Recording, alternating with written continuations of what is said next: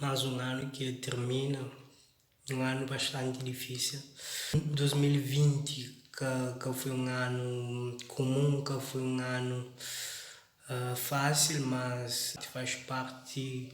de trajetória de ser humano, faz parte de vida, enfrenta situações de dificuldade, mas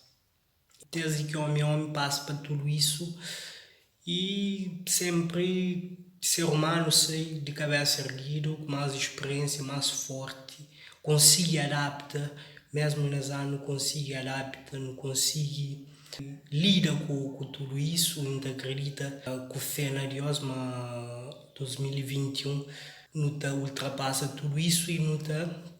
leva aprendizados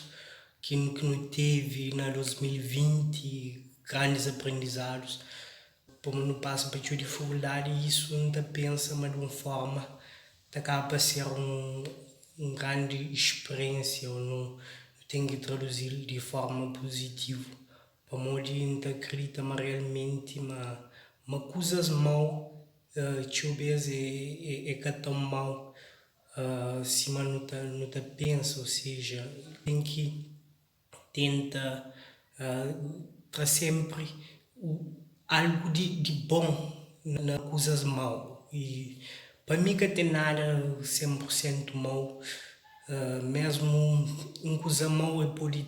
ter um aprendizado bom. E isso que não tem que levar de toda a situação de pandemia, situação que não passa no 2020 e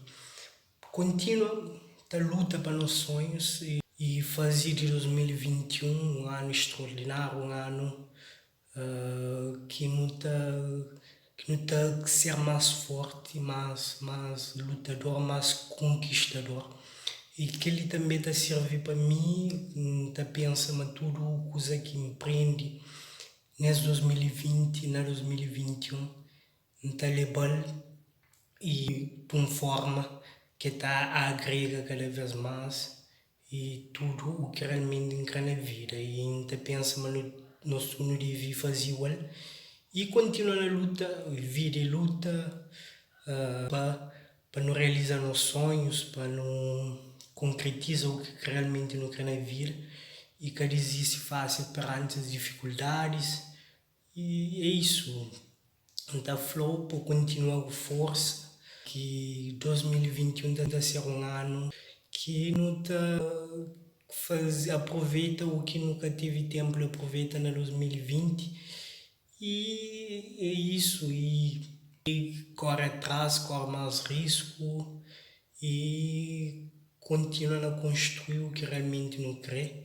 então acredita, mas nós é capaz, é isso.